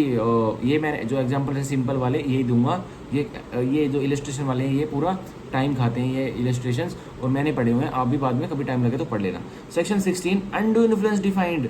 अब अनडू इन्फ्लुएंस को डिफाइन किया हुआ है सेक्शन 16 में, पढ़ेंगे 16 का 1। A contract is said to be induced, एक अनुबंध को माना जाएगा कि उसको उस अनुबंध में इंड्यूसमेंट हुई है, उसको उस अनुबंध में आने के लिए किसी व्यक्ति को इंड्यूस किया गया है, मतलब उसको बहलाया फुसलाया गया है। बाय अनड्यू इन्फ्लुएंस, किस द्वारा भला पूछला गया है, अनड्यू इन्फ्लुएंस के द्वारा, ठीक है। Where the relation subsisting between the parties, जो रिश्ते हैं उन दोनों पार्टीज के जो कॉन्टेक्ट में आने वाले हैं, are such that one of the parties is in a position of dominate the will of the other, जो रिश्ते हैं पार्टीज के बीच में वो ऐसे हैं कि जो एक पार्टी है वो एक ऐसे रिश्ते में है कि दूसरे पर्सन की विल को, उसकी इच्छा को वो डोमिनेट कर सकता है। मतलब फिड्यूशरी रिलेशन है। मतलब मान के चलिए मैं मोहित मिस्टर एक्स का प्लॉट ले रहा था, तो मान के चलिए मैं मास्टर हूँ और मिस्टर एक्स मेरा कोई सर्वेंट है, तो मैं फिड्यूशरी रिलेशन में हुआ ना। क्या सर्वेंट मास्टर की बात को टाल सकता है मेरी बात को? क्योंकि नहीं। तो यही फिड्यूशरी रिलेशनशिप होती है। तो मैं अनडू इन्फ्लुएंस कर सकता हूँ उसके साथ, किसके साथ, मेरे सर्वेंट के साथ, मिस्टर एक्स के साथ, कि मेरे को अपना प्लॉट दे दो, और मैं अपनी डोमिनेशन उसको दिखा सकता हूँ। मैं उसके ऊपर अपने थॉट्स को, अपनी आवाज़ को या फिर अपने कार्य को डोमिनेट कर सकता हूँ। उसकी विल को मैं कंट्रोल कर सकता हूँ ना, क्योंकि वह मेरा सर्वेंट है, मैं उसका मास्टर हूँ बहुत लंबे टाइम से। तो वो अपना प्लॉट मेरे को दे देगा। वैसे तो देना नहीं चाहता है, पर मैं अपनी फिड्यूशरी रिलेशनशिप का दबाव दिखाकर उस पर अनडू इन्फ्लुएंस करता हूँ, तब वह प्लॉट देने के लिए रेडी हो जाता है। तो यह बोला हुआ है आगे, and uses that position to obtain an unfair advantage over the other, और फिड्यूशरी रिलेशनशिप को ही यूज करके अनफेयर एडवांटेज मैं उसके ऊपर ले लेता हूँ। उसको मतलब अब मैंने अपने मास्टर होने का गलत फायदा उठाया, अनड्यू इन्फ्लुएंस दिखाया कि भाई ले ले, नहीं तो तेरे को नौकरी से निकाल दूंगा, या फिर तेरे को कहीं भी नौकरी नहीं लगवाने दूंगा, तू जहाँ भी घूमेगा, अब तू बूढ़ा वैसे हो चुका है, तो अब देख ले तेरा गुजारा इसी मेरे घर में है नौकरी करते वक्त। तो अब मैंने अनडू इन्फ्लुएंस क्रिएट किया ना मिस्टर एक्स के ऊपर। तो यह सेक्शन 16 के पैरा 1 में, सेक्शन 16 के सबसेक्शन 1 में यही बता रखा है कि अनडू इन्फ्लुएंस जो फिड्यूशरी रिलेशनशिप में है वह किसी व्यक्ति पे करता है, तो आगे क्या होगा वो बताते हैं। 16 का 2, in particular and without prejudice to the generality of the foregoing principle. अब ये फिड्यूशरी रिलेशनशिप का पूरा प्रिंसिपल है, कोई छोटा मोटा एक सेक्शन 16 में एक बस ये बता नहीं रखा, फिड्यूशरी रिलेशनशिप का पूरा एक सिद्धांत है। तो ये कह रहा है in particular and without prejudice to the generality of the foregoing principle. जो अभी हम फिड्यूशरी रिलेशनशिप की बात कर रहे थे, तो बोल रहे उसको कोई उस रिलेशन को कोई नुकसान नहीं पहुंचेगा, उसको सेफ रखिए। आगे पढ़िए, a person is deemed to be in a position to dominate the will of the another. एक व्यक्ति को माना जाएगा कि वो एक पोजीशन में है, उसने एक पोजीशन रखी हुई है कि वो दूसरे की विल को डोमिनेट कर लेगा। जो ये बताए हुए हैं कुछ एक्सप्लेन किए हुए हैं, कुछ एग्जांपल्स, इंस्टांसेस, जिससे पता लगता है कि ऐसे ऐसे फिड्यूशरी रिलेशनशिप में एक व्यक्ति दूसरे के ऊपर अनड्यू इन्फ्लुएंस कर सकता है। Where he holds a real और apparent authority over the other, जहाँ एक व्यक्ति ने, मैंने उस अपने सर्वेंट के ऊपर एक अपरेंट अथॉरिटी होल्ड की हुई थी, मतलब एक मजबूत अथॉरिटी, वो मेरी अथॉरिटी में काम कर रहा था, तो मैंने की हुई थी ना, तो मतलब मैं अनड्यू इन्फ्लुएंस यूज कर रहा हूँ ओवर द अदर। और where he stands in a fiduciary relation to the other, या फिर मैं स्टैंड कर रहा हूँ ना फिड्यूशरी रिलेशन में, मैं मास्टर हूँ वो सर्वेंट है, तो हमारे बीच में क्या हो गया, फिड्यूशरी रिलेशन। ये मैंने पहले ही बता दिया, पर आ भी गया सेक्शन में B. Where he makes a contract with a person whose mental capacity is temporarily और permanently affected by reason of age, illness और मेंटली और बॉडीली डिस्ट्रेस। जो अब मैं इंड्यू इन्फ्लुएंस यूज कर रहा हूँ मिस्टर एक्स पर, जो कि मेरे सर्वेंट हैं या मेरे सर्वेंट नहीं है, बी में कुछ डिफरेंसेस हैं। Where he makes a contract with a person whose mental capacity is temporarily और permanently affected by reason of age, illness और मेंटल और बॉडीली डिस्ट्रेस। मैं एक व्यक्ति के साथ, मिस्टर एक्स के साथ एक कॉन्ट्रैक्ट में आना चाहता हूँ और मैं अनडू इन्फ्लुएंस यूज करता हूँ। और क्यों यूज करता हूँ? क्योंकि मिस्टर एक्स की मानसिक और शारीरिक वो अपाहिजता है उनमें, वो मेंटली और फिजिकली डिसेबल्ड है, इसकी वजह से वो कुछ समझ ही नहीं पा रहे हैं, ठीक है। अफेक्टेड बाय रीजन ऑफ, वो मिस्टर एक्स किस चीज़ से अफेक्टेड है, क्या उनके ऊपर नतीजे हुए पड़े हैं जो वो कुछ समझ ही नहीं पा रहे हैं, और उनके ऊपर अनडू इन्फ्लुएंस भी मैं कर पा रहा हूँ। एज, उनकी उम्र या तो छोटी है या बहुत ही एक्सट्रीम ओल्ड एज है। इलनेस, या तो वो बहुत बीमार है, बेड रिडन है। और मेंटल और बॉडीली डिस्ट्रेस, या उनके दिमाग में रोज बहुत डिस्ट्रेस है, मतलब स्ट्रेस है, या फिर बॉडीली स्ट्रेस है उनको, तो माना जाएगा कि मैं अनडू इन्फ्लुएंस कर रहा हूँ, ठीक है। तो यह हुआ सेक्शन 16 का सबसेक्शन 2। अब 16 का सबसेक्शन 3 हम पढ़ेंगे। Where a person who is in a position to dominate the will of another, जहाँ एक व्यक्ति, जैसे मैं मिस्टर एक्स की विल को डोमिनेट कर रहा था, मैं उनके ऊपर चढ़ने वाला था ना, मैं उनके ऊपर चढ़ रहा हूँ कि मैं तेरा मास्टर हूँ, दे मेरे को अपनी प्रॉपर्टी, भेज मेरे साथ कॉन्ट्रैक्ट में आ। तो यही कह रहा है, where a person who is in a position to dominate the will of the another, जहाँ एक व्यक्ति एक दूसरे व्यक्ति की विल को डोमिनेट कर रहा है, enters into a contract with him, और मैं और मिस्टर एक्स कॉन्ट्रैक्ट में, अनुबंध में एंटर हो गए ना। तो ये कह रहा है वो व्यक्ति जो डोमिनेट कर रहा है बिल को दूसरे की, वो एक अनुबंध में भी एंटर कर जाते हैं, मतलब घुस जाते हैं। And the transaction appears on the face of it, और जो ट्रांजेक्शन है, जो उनके बीच में लेन देन है इमूवेबल प्रॉपर्टी का या कुछ भी का, वो उसके on the face of it, मतलब ऑन इन C2 इसको बोलते हैं on the face of it, in C2 मतलब on the face of it, बिल्कुल ट्रांजेक्शन को देखते हुए ये पता लग रहा है कि ये तो बिल्कुल अनडू इन्फ्लुएंस से अफेक्टेड है। तो और ऑन द एविडेंस एड्यूस्ड, या कोई अब वो सर्वेंट मेरे ऊपर कभी केस करेगा, भाई मैं उसकी प्रॉपर्टी की कीमत 1 करोड़ थी, मैं उसको 2 लाख रुपए दे दूं, तो मेरे ऊपर केस तो वो करेगा कभी ना कभी जब वो मेरी नौकरी छोड़ देगा। तो यही कह रहा है, और द एविडेंस एड्यूस्ड, या जो मिस्टर एक्स ने गवाही दी, गवाही एड्यूस करी, उसमें साफ दिख रहा है कि ये भाई ट्रांजेक्शन में साफ दिख रहा है कि बिल्कुल अनड्यू इन्फ्लुएंस है, बिल्कुल फिडुशियरी रिलेशनशिप की बिल्कुल धज्जियां उड़ाई गई हैं, मतलब यूज किया गया है। ठीक है, टू बी अनकॉन्शियसनेबल की एविडेंस एड्यूस किया है कि जो कॉन्ट्रैक्ट में ये आए हैं बिल्कुल ही अनकॉन्शियसनेबल है, बिल्कुल ही, मतलब कोई इसमें तो है ही नहीं, कोई तर्क ही नहीं है।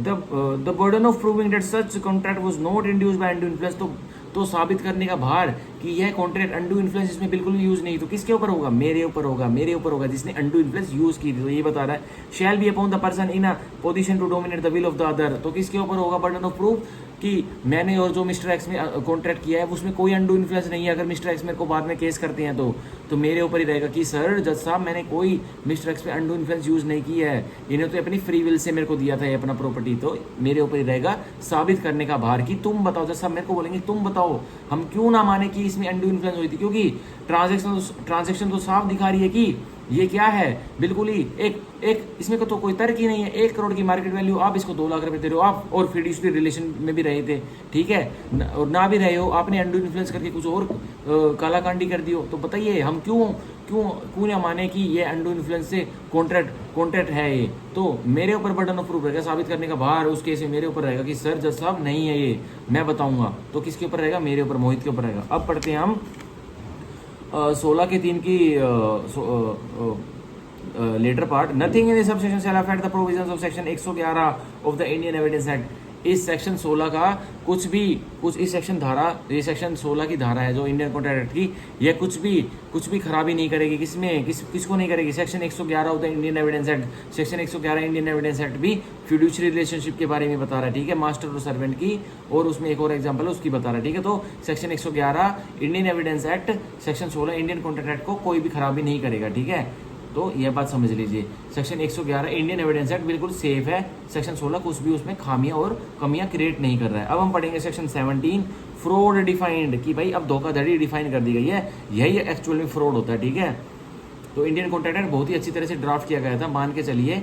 तो इसमें इतनी नीट एंड क्लीन सब कुछ बताया हुआ है कि जो इंडियन कॉन्ट्रैक्ट एक्ट को समझ लेगा वो सिविल लॉ का राजा है, वरना वो समझ लीजिएगा ये समझना ही पड़ेगा।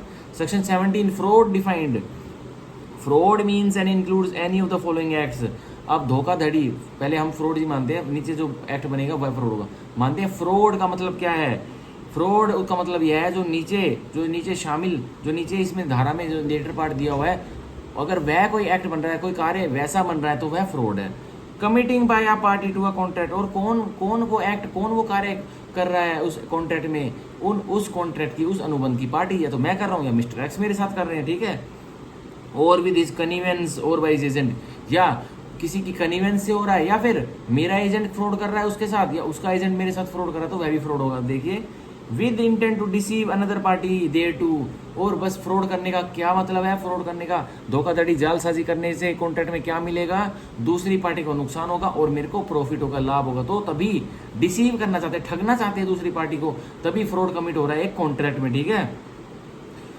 देयर टू और इज एजेंट, या मेरा एजेंट कर रहा है मिस्टर एक्स के साथ फ्रॉड, या मेरा एजेंट मेरे साथ फ्रॉड कर रहा है, ठीक है। या ये बोल रहा है कि सर मिस्टर एक्स तो 1 करोड़ में अपना प्लॉट दे रहा है, और मिस्टर जो मेरा एजेंट था उसने प्लॉट की डीलिंग उससे 80 लाख में की हुई थी, तो मेरे साथ फ्रॉड कमिट हुआ ना 20 लाख रुपीस का, तो मेरे एजेंट ने मेरे साथ ही फ्रॉड कर दिया। या फिर उसको बता रहा है, मैं तो मेरा एजेंट उसको बता रहा है मिस्टर एक्स को, मैं तो उसको बता रहा है जाओ उनको बोल दे, उनकी प्रॉपर्टी तो मेरे को पता है 80 लाख की है, लेकिन जाओ उनको बोल दे कि 1 करोड़ रुपए मैं उनको दे रहा हूँ, अपनी प्रॉपर्टी छोड़ दें।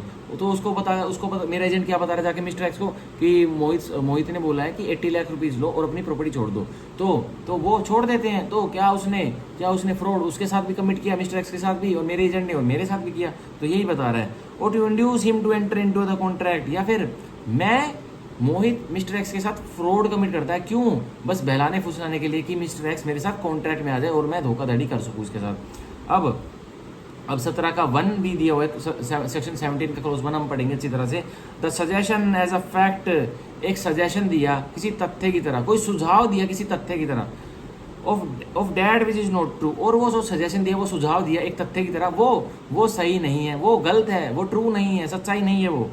Bye one who does not believe it to be true, ठीक है, by one who does not believe it to be true, और जो सुझाव दे रहा है उस अगले व्यक्ति को एक फैक्ट की तरह, एक तथ्य की तरह कि वह सुझाव सही नहीं है। मैं सुझाव दे रहा हूँ मिस्टर एक्स को कि भाई तेरा प्लॉट तो है ना एक्वायरमेंट में आने वाला है, तेरे प्लॉट को तो मतलब कब्जा करने वाली है सरकार, मतलब ले लेगी तेरे से कोई प्रोजेक्ट, इंफ्रास्ट्रक्चर प्रोजेक्ट कोई ला रही होगी सरकार। तो मैं बोलता हूँ अब जल्दी, तेरे 2 महीने हो रहे हैं तेरे पास, तो सरकार ही ले लेगी, या इससे बढ़िया तो मेरे को ही दे दे। तो बोलता है कि ठीक है ले लो जी। तो मैंने एक सुझाव क्रिएट किया ना उसके माइंड में, मैंने एक सुझाव दिया उसको, मिस्टर एक्स को, और कोई इंफ्रास्ट्रक्चर प्रोजेक्ट आने ही नहीं वाला था, तो उसने मान लिया। तो क्या वो आने वाला इंफ्रास्ट्रक्चर प्रोजेक्ट नहीं आने वाला, मैं तो ऐसे ही बोला था। तो वो क्या होगा आगे बताऊंगा। 2, the active concealment of a fact by one having knowledge और बिलीव ऑफ द फैक्ट। मैंने जानबूझकर कंसीलमेंट करी फैक्ट की। क्या कंसीलमेंट करी कि भाई मिस्टर एक्स तेरी लैंड को तो सरकार लेने वाली है 2 महीने के अंदर अंदर, ठीक है, और ऐसा कुछ भी नहीं है, मैंने जानबूझकर कंसील कर रहा हूँ, ठीक है।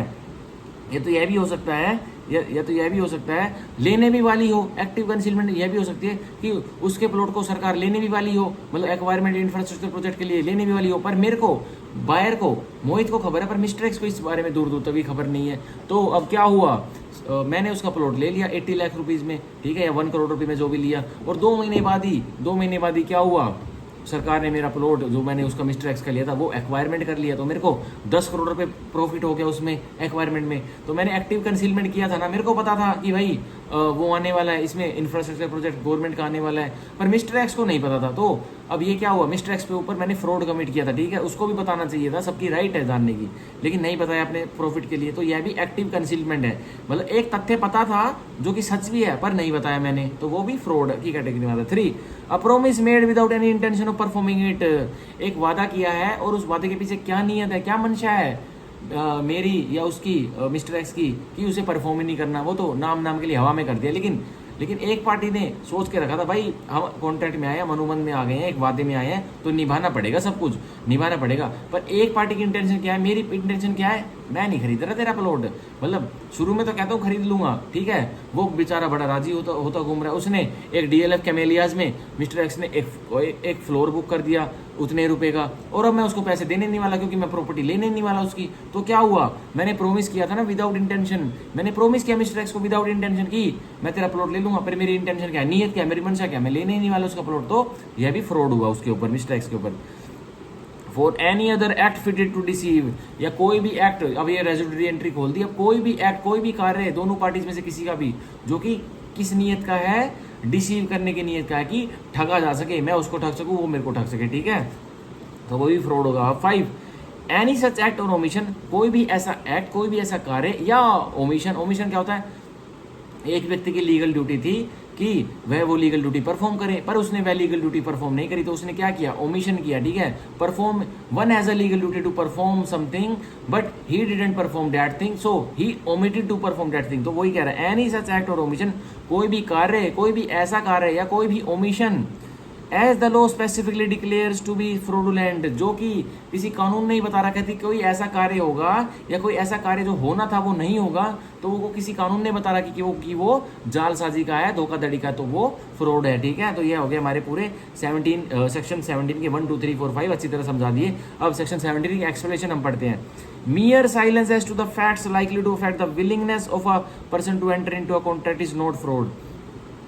मियर साइलेंस, सिर्फ अपनी चुप्पी बनाए रखना, एक पार्टी बस अपनी चुप्पी बनाए रख रहा है, किस चीज के लिए, बस एक व्यक्ति की बस एक विलिंगनेस लेने की या कुछ प्रॉपर्टी को देने की अफेक्ट ना हो जाए, तो उसको फ्रॉड की कैटेगरी में नहीं रखेंगे, ठीक है। तो आगे एग्जांपल बताऊंगा। अनलेस, एक्सेप्शन क्या है, the circumstances of the case are such that, तो हालात ही केस के ऐसे हैं, कैसे हैं, regard being had to them, उनको संदर्भित में रखना चाहिए, उनको माइंड में रखना चाहिए जज साहब को, उस केस के फैक्ट्स को, हालातों को, कि it is the duty of the person keeping silence to speak, कि यह दायित्व था उस पर्सन का जो अपनी चुप्पी साधे हुआ था, कि वो बताए, उस व्यक्ति को बताए जिसको बताना चाहिए था कुछ काम की चीज।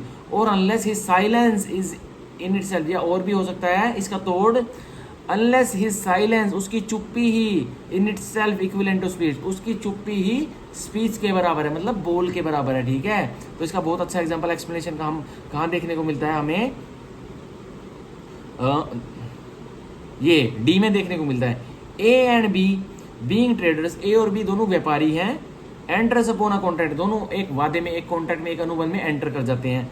ए has private information of a change in price, A के पास अपनी कोई निजी खबर है कि व्यापार के उसमें प्राइसेस में जब वो कॉन्ट्रैक्ट में आ रहे थे कि कुछ कुछ हाई होने वाला है या लो होने वाला है। तो ठीक है, हमारे एग्जांपल में देखिए, which would affects be is willingness to proceed with the contract, अब लो होने वाला है हमारे एग्जांपल में। ए और बी दोनों व्यापारी हैं, ए को कोई गुप्त निजी जानकारी है कि प्राइसेस में चेंज होने वाला है, और हम जो ए और बी में कॉन्ट्रैक्ट में आ रहे हैं, तो अगर मैं बोलूँगा कि मेरे को प्राइवेट इन्फॉर्मेशन है, निजी जानकारी है कि जिस कॉन्ट्रैक्ट में हमारे उसमें तेरे को नुकसान होगा, उसमें तेरे को नुकसान होगा, तो ए यहाँ पे ना बोले, बेशक से ना बोले, ठीक है। तो ये लिखा हुआ है which would affect be is willing to proceed, की वो अफेक्ट करेगी, अगर वो बोल देगा अपनी उसको क्या निजी जानकारी, वो बी को बता देगा, डिस्क्लोज कर देगा, तो वो बी की विलिंगनेस को, इच्छा को अफेक्ट करेगी, नतीजे में लाएगी क्या, to proceed with the contract, की वो अब अनुबंध में नहीं आएगा अगर वो ए बता देगा तो उसे।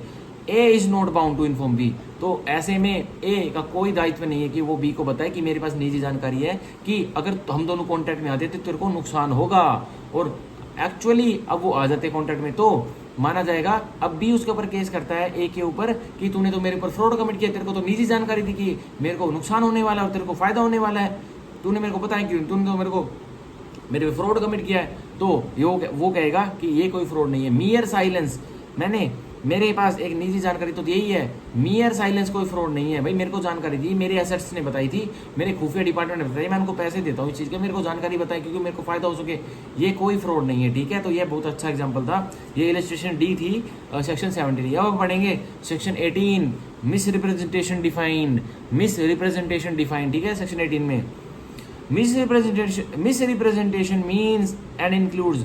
अब मिसरिप्रेजेंटेशन का मतलब क्या होता है और उसमें शामिल क्या होता है, ये होता है 1 द पॉजिटिव असर्शन, एक हाँ में कोई पॉजिटिव एक्ट किया और उसमें हाँ में यस में एक्ट किया, ठीक है, एक positive assertion in a manner not warranted by the information, और किस मैनर में, किस तरीके से कि उसको वारंट उसके साथ कोई जानकारी नहीं है, उस असर्शन के साथ, उस असर्शन के साथ ऐसे ही एक्ट किया positive of the person making it, और कोई जानकारी नहीं है, जो जैसे मैं बता रहा हूँ, मैं किसी को आश्वासन दे रहा हूँ कि हाँ है भाई बहुत पैसा है मेरे पास है, और कोई जानकारी नहीं है, दूर दूर तक कोई पैसे की जानकारी नहीं है, या हाँ मेरा प्लॉट है जो आप लेने वाले हो मेरा प्लॉट है, और दूर दूर तक जानकारी नहीं है कि मेरे पास जिस प्लॉट की मेरे से एक्स डील करने आया है मेरे पास वो प्लॉट भी है, ठीक है। तो ये एक पॉजिटिव असर्शन है, मैंने हाँ भरी लेकिन दूर दूर तक कोई इन्फॉर्मेशन जानकारी है नहीं, मेरे पास है भी या नहीं है।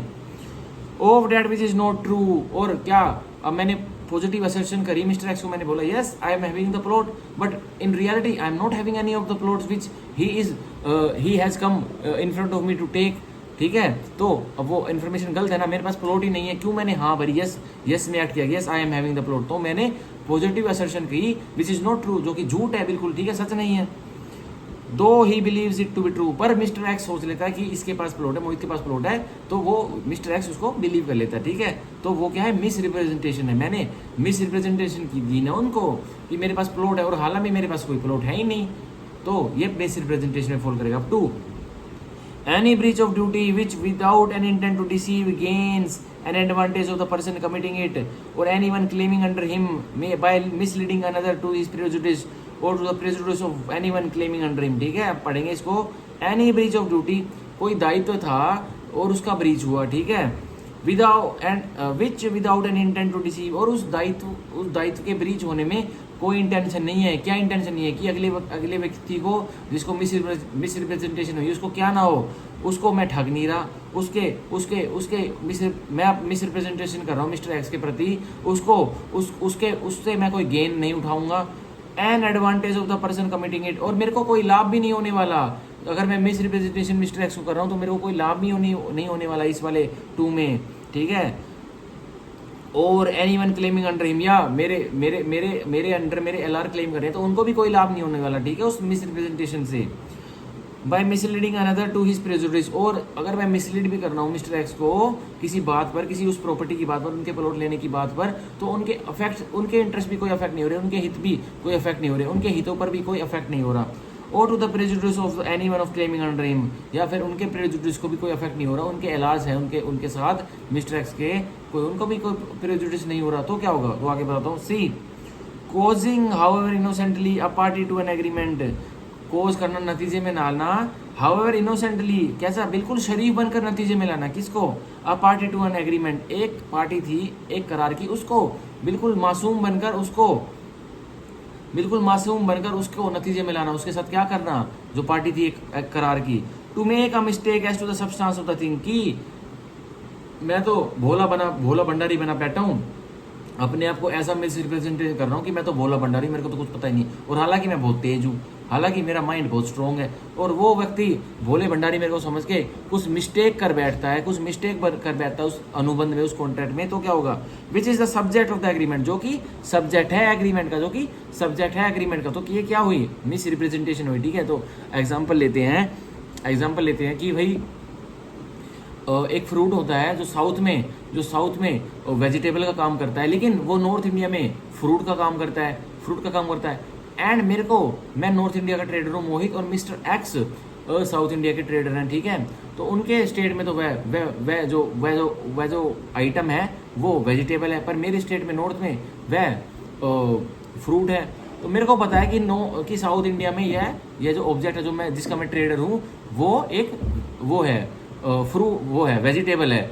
ठीक है, और मिस्टर एक्स भी उसी अंदेशे से लेने आते हैं कि भाई जो ये आप चीज़ दीजिए, ये मेरे को लेनी है, आप दीजिए। तो मैं हालांकि जो मैं चीज़ बेच रहा हूँ, वो जो ऑब्जेक्ट बेच रहा हूँ, वो उस कैटेगरी की नहीं है जो कि वो मिस्टर एक्स लेने आए हैं, जो कि उस साउथ इंडिया में वेजिटेबल का काम करेगी। वो तो सोच रहे हैं कि एज अ वेजिटेबल लेने आया हूँ, तो पर मैं फ्रूट का ट्रेडर हूँ, मैं उन्हें वह वस्तु दे देता हूँ, और वो एक ट्रक भर के अपने साउथ इंडिया में ले जाते हैं। वहाँ जाके पता लगता है उन्हें तो वेजिटेबल के पर्पज़ के लिए चाहिए थी, और ये क्या चाहिए थी, मैं तो फ्रूट के पर्पज़ के लिए बेच रहा हूँ, और मेरे को पता था कि वो वहाँ वेजिटेबल ही कहलाएगी, या मेरे को पता था वो वहाँ जाके फ्रूट ही कहलाएगी साउथ में, मैंने उनको बताया नहीं, और मैंने क्या की, फिर मिस रिप्रेजेंटेशन की, किसके साथ, मिस्टर एक्स के साथ। ठीक है, तो यही 18 का क्लोज 3 कहता है। अब हमारा सेक्शन 18 भी कंप्लीट हुआ, मिस रिप्रेजेंटेशन। मतलब मिस रिप्रेजेंटेशन का मोटा बता दूं, मतलब कुछ जो सब्जेक्ट मैटर के लिए कुछ इंपॉर्टेंट चीज़ है, जैसे इस वाले एग्जांपल में सब्जेक्ट मैटर क्या है, वो ऑब्जेक्ट है ना, वो या तो मेरे हिसाब से वो फ्रूट है, या उसके हिसाब से वो वेजिटेबल है मिस्टर एक्स के हिसाब से। तो सब्जेक्ट मैटर से रिलेटेड कोई फरेब हुआ है, मतलब कुछ उसको मैंने कुछ गलत चीज़ बताई है, जो मेरे को पता था कि ये सही चीज़ नहीं है, तो वो मान लीजिए कि मैंने अब उसको मिस रिप्रेजेंट किया है, अपने उस ऑब्जेक्ट को मैंने तो फ्रूट बताया, पर वह सोच रहा है कि मैं साउथ में इसको एज अ वेजिटेबल बेचूंगा, लेकिन मेरे को पता है कि साउथ में भी मेरे पास दुनिया भर के कस्टमर आते हैं, मेरे को पता है ये साउथ में ये जो ऑब्जेक्ट है मैं इसको देने वाला हूँ, ये एक ट्रक भर के मेरे को ऑर्डर कर रहा है, यह साउथ में जाके भी यह चीज़ फ्रूट ही बिकेगी। ठीक है, तो अब मैंने क्या किया, मेरे को पता था कि that it is not a vegetable in south India, it is a fruit also in south India which is in north India. तो मैंने उसके साथ क्या किया, मिस्टर एक्स के साथ मिस रिप्रेजेंटेशन की। मेरे को आई नो द ट्रूथ, पर मैंने नहीं बताया, मिस रिप्रेजेंटेशन की मैंने, उनसे कोई एडवांटेज कमाई ना। अब वो एक ट्रक का मेरे को पैसा देंगे 1 लाख रुपया, तो मैंने एडवांटेज कमाई ना, और जिसमें सब्जेक्ट मैटर में मैंने गड़बड़ी की मिस बताने में उसकी असली चीज़ को। ठीक है, तो यही कह रहा है। अब हम सेक्शन 19 पढ़ेंगे, voidability of agreements without free consent. अब वॉइडेबिलिटी मैंने कल भी समझाया था, वॉइडेबल का मतलब वैलिड अंटिल अवॉइडेड, मान्य है कि जब तक उसको अमान्य करार नहीं किया है, वैलिड अंटिल अवॉइडेड। एक एग्रीमेंट मान्य है जब तक कि पार्टी उसको चलती जा रही है। भाई चलती क्यों जा रही है, क्योंकि उसको इन्फॉर्मेशन नहीं है कि कोई मिस रिप्रेजेंटेशन हुई है, या कोई फ्रॉड हुआ है, या कोई अंडू इन्फ्लुएंस हुआ है, कुछ भी उसको पता ही नहीं है, तब तक तो मान्य है, लेकिन जैसे ही पता लग जाएगा तो अमान्य हो जाएगा, वॉइड हो जाएगा, शून्य हो जाएगा। तो ये कह रहा है section 19, voidability of agreements without free consent. वह करार वॉइडेबल हो जाएंगे, मतलब वॉइड हो जाएंगे at the option of one party, जो इसमें कि कोई खुलकर फ्री सहमति नहीं है, मतलब फ्री विल से पार्टी नहीं आई, तो वह करार वॉइड हो जाएंगे। ठीक है, at the option of one party. अब पढ़ते हैं 19 की body. When consent to an agreement is caused by coercion, जब सहमति एक करार में आने के लिए कैसे कोज करता है एक व्यक्ति दूसरे के ऊपर, कोर्शन से, मतलब उसको डरा धमका कर कि तेरे ऊपर अपराध कर दूंगा। ठीक है, जो आईपीसी में पनिशेबल है, कोर्शन से, फ्रॉड से, उसके ऊपर कोई धोखाधड़ी, कोई जालसाजी करता है, मिस रिप्रेजेंटेशन से, मतलब जो पिछले एग्जाम्पल में मैंने मिस रिप्रेजेंटेशन की ना, the agreement is a contract voidable at the option of the party whose consent was so caused.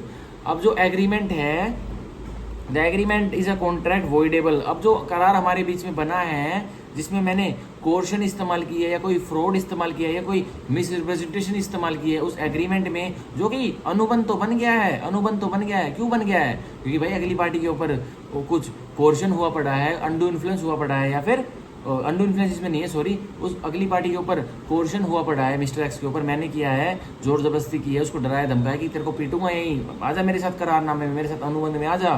Fraud किया है, कोई जालसाजी की है, मतलब कोई फ्रॉड किया है मतलब, और मिस रिप्रेजेंटेशन की है, या फिर उसको जो सब्जेक्ट मैटर के प्रति कोई अहम चीज़ थी वो नहीं बताई जो मेरे को पता था, तो मिस रिप्रेजेंटेशन नहीं। तो अब उसकी मिस्टर एक्स के लिए अब वो कॉन्ट्रैक्ट वॉइडेबल है। वो कोर्ट में जाके ये बता सकता है, सर इसने तो ऑस्ट्रेलिया में हम थे जब मोहित ने तो मेरे को डराया था, धमकाया था, वो बोला था यहीं कूट कूट के मारूंगा तेरे को, ये मेरे अगर साथ तू मेरे साथ अपने प्लॉट को नहीं बेचेगा अनुबंध में ऑस्ट्रेलिया में ही, तो वह मिस्टर एक्स इंडिया की कोर्ट में आके उस कॉन्ट्रैक्ट को वॉइड डिक्लेयर करवा देगा, शून्य, जीरो डिक्लेयर करवा देगा। ठीक है, पहले तक तो था भाई, ऑस्ट्रेलिया में थे वो मेरी डरावनी ध्वनि सुनकर कि तेरे को मारूंगा यहीं, तो बोलिया ठीक है मोहित दे दूंगा, मैं कमजोर साथी, मेरे को मत मारो, मैं आ जाऊंगा। तो कोर्शन मैंने यूज किया, तब तो वो आ गया, तो तभी हमारा कॉन्ट्रैक्ट बन गया, चाहे लिखित में ना हुआ हो, लिखित में इंडिया में आके हो जाता, पर इंडिया में आते के साथ वह मिस्टर एक्स कोर्ट में चला जाता और बोलता है भाई चलो अब इसको जज साहब इसको वॉइड शून्य डिक्लेयर करो, क्योंकि ये तो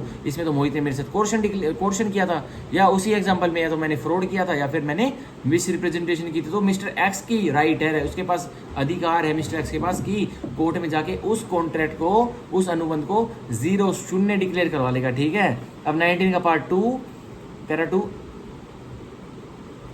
अ पार्टी टू कॉन्ट्रैक्ट, एक पार्टी कॉन्ट्रैक्ट की, अनुबंध की कोई भी एक पार्टी है, तो मैं या mister X, whose consent was caused by fraud और मिस रिप्रेजेंटेशन, जिसकी कंसेंट, जिसकी सहमति किससे ली थी, फ्रॉड से या मिस रिप्रेजेंटेशन से, तो मिस्टर एक्स की ली गई थी। मान के चलिए जो मैंने उनका प्लॉट लेना है, मैंने उनके साथ फ्रॉड किया था, मिस रिप्रेजेंटेशन की थी। ठीक है, may if he thinks fit, तो मिस्टर एक्स सोचेंगे अगर उनको उचित लगता है, क्या, insist that the contract shall be performed, वो ही अगर इंसिस्ट करेंगे कि कॉन्ट्रैक्ट को कोई बात नहीं हुआ था, तो फ्रॉड मेरे साथ मिस रिप्रेजेंटेशन, धोखाधड़ी हुई थी, मिस रिप्रेजेंटेशन हुई थी, तो कोई बात नहीं, मैं इंसिस्ट कर रहा हूँ कि आप कॉन्ट्रैक्ट को परफॉर्म करिए मोहित। ठीक है, shall be performed and that he shall be put in the position in which he would have been if the representation had been made had been true। और वो बस उसकी एक शर्त रहेगी, एक कंडीशन रहेगी कि कॉन्ट्रैक्ट को तो मोहित आप परफॉर्म करो, मैं भी परफॉर्म करूंगा, लेकिन मेरे को उसी पोजीशन में रखिए जिस पोजीशन में मैं एक्चुअली होता।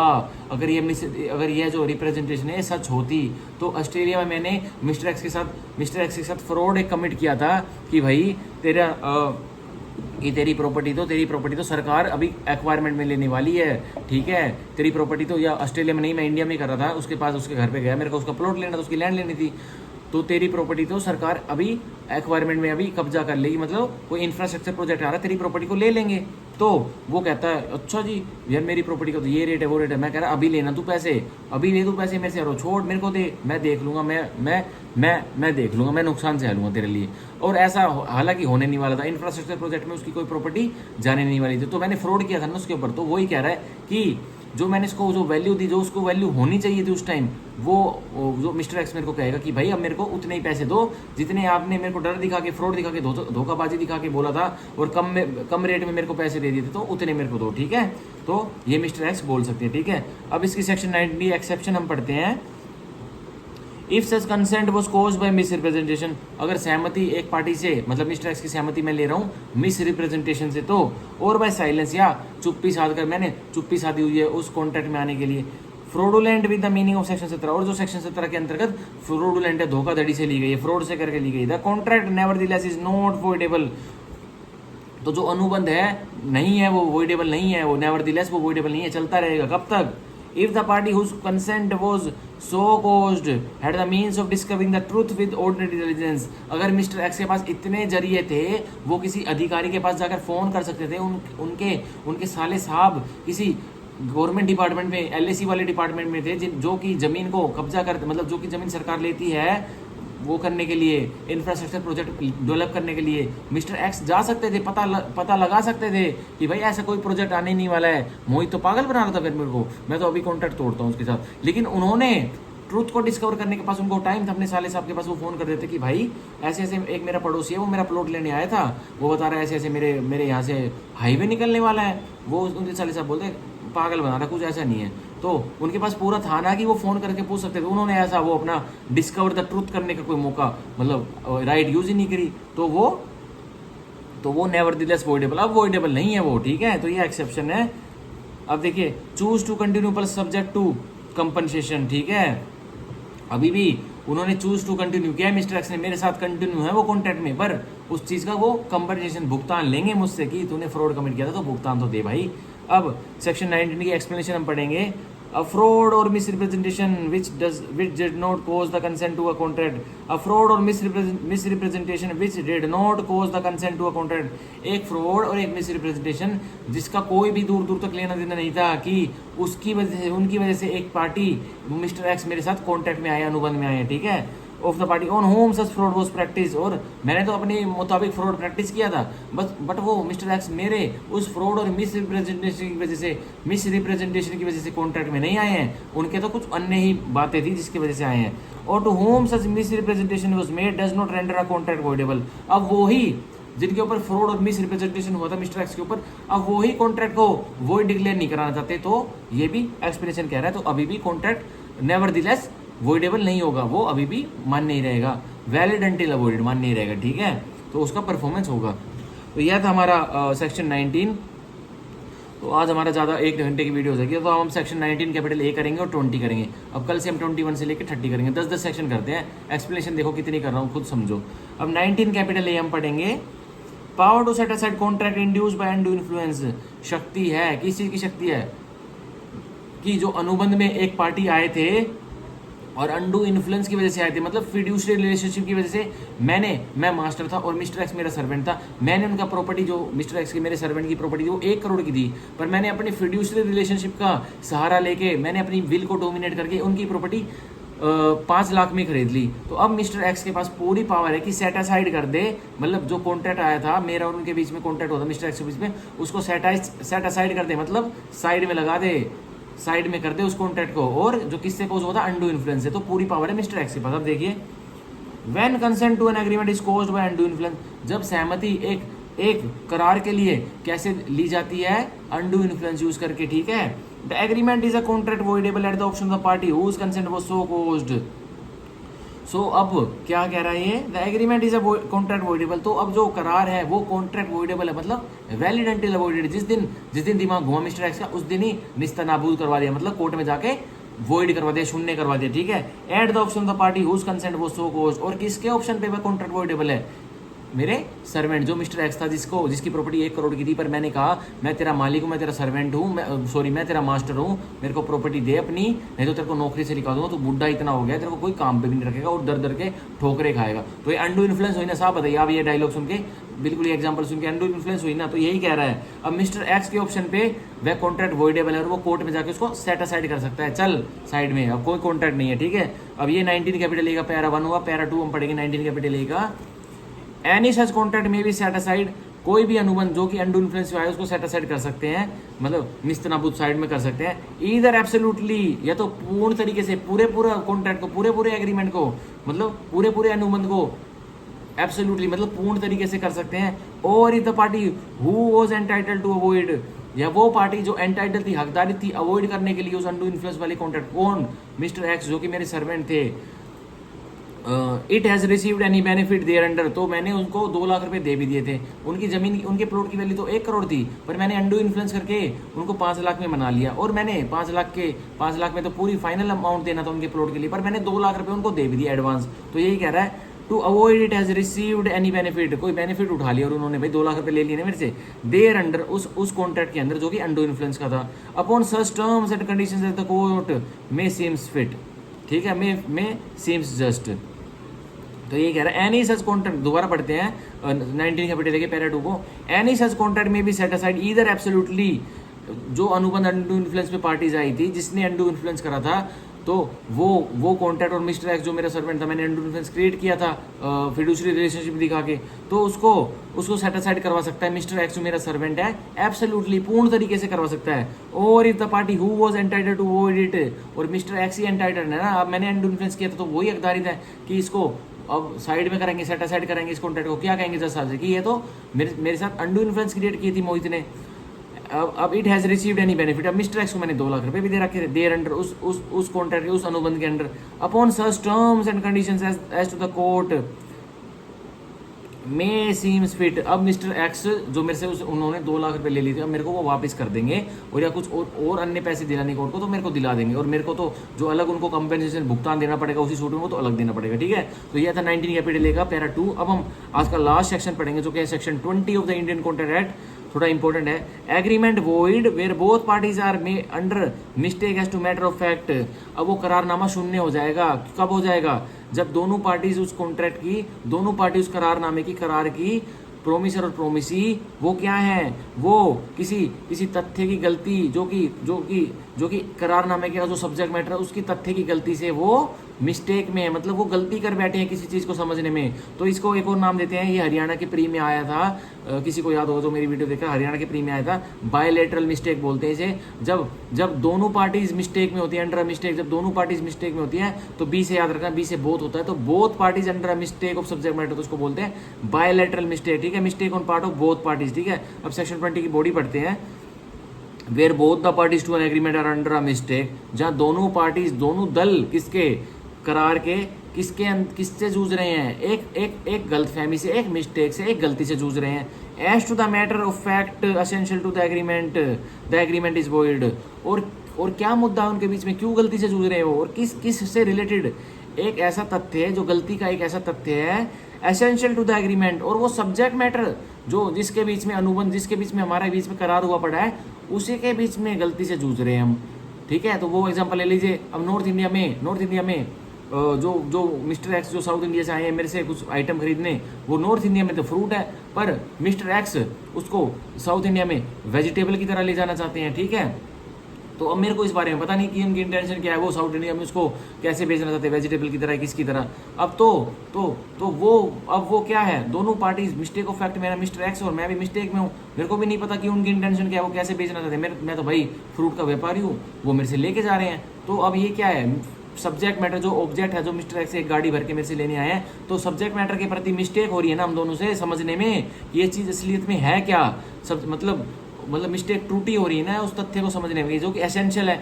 अब अहम क्या है कॉन्ट्रैक्ट में, हमारी शक्ल देखना, मैं मिस्टर एक्स की शक्ल देख रहा हूँ, वो मेरी शक्ल देख रहे हैं, क्या ये अहम है कॉन्ट्रैक्ट में, हम दोनों उस एग्रीमेंट में अपनी शक्ल देखने के लिए आए, नहीं, वो मेरे से फ्रूट लेने आए हैं और मैं उनसे डीलिंग कर रहा हूँ। तो अहम क्या है, वो ऑब्जेक्ट जो कि सब्जेक्ट मैटर है उस एग्रीमेंट का, वो अहम है, और उस सब्जेक्ट मैटर से रिलेटेड ही हमारे बीच में गलती है, तो वो क्या होगा, वो कॉन्ट्रैक्ट, वो एग्रीमेंट, वो करारनामा वॉइड होगा, शून्य होगा। ठीक है, वॉइड एब इनिशियो, जब से उत्पन्न हुआ है, जब से वह करारनामा शून्य है। ठीक है, अब सेक्शन 20 की एक्सप्लेनेशन हम पढ़ लेते हैं। एन एररनेस ओपिनियन, एक एरर वाला, एक गलतफहमी की राय, as to the value of the thing, और किस संदर्भ में, उस प्रोडक्ट की वैल्यू में, उस प्रोडक्ट की राशि में, कीमत की वजह से, which forms the subject matter of the agreement, और जो कि और किस उस वस्तु की, उस जो वस्तु है, जो फ्रूट टाइप की वस्तु है, वेजिटेबल टाइप की वस्तु है, उसकी वैल्यू में ही कोई एररनेस आ रही है समझने में। ठीक है, जो कि सब्जेक्ट मैटर बना हुआ है ऑफ द एग्रीमेंट, करारनामे का, is not to be deemed a mistake as to the matter of fact. तो यह नहीं माना जाएगा कि वो उसकी, अगर कोई प्रोडक्ट है उसकी वैल्यू समझने में कोई दिक्कत आ रही, कोई मिस्टेक आ रही है दोनों पार्टीज को, तो उसको मत समझ लेना कि वो बोथ पार्टीज के माइंड के अंदर वो है, वो बायलैटरल मिस्टेक है, नहीं, वो नहीं होगी, उसको एक्सक्लूड कर दिया है हमारी सेक्शन 20 की एक्सप्लेनेशन है। ठीक है, तो यह हुआ हमारा section 11 to section 20 of the Indian contract Act खत्म, और बहुत डिटेल में मैंने समझाया इस वीडियो में। अब कल की वीडियो में हम करेंगे सेक्शन 21 से लेके section 30 of Indian contract act, और ऐसे समझेंगे डिटेल में। ठीक है, तो आज की वीडियो यहीं खत्म होती है इंडियन कॉन्ट्रैक्ट एक्ट की। ओके, कुछ चेंजेस करने हैं तो कमेंट में बताना कि भाई पढ़ाने के स्टाइल में कुछ चेंजेस चाहिए या नहीं चाहिए, तो वो भी बताना। Thank you, bye bye, take care.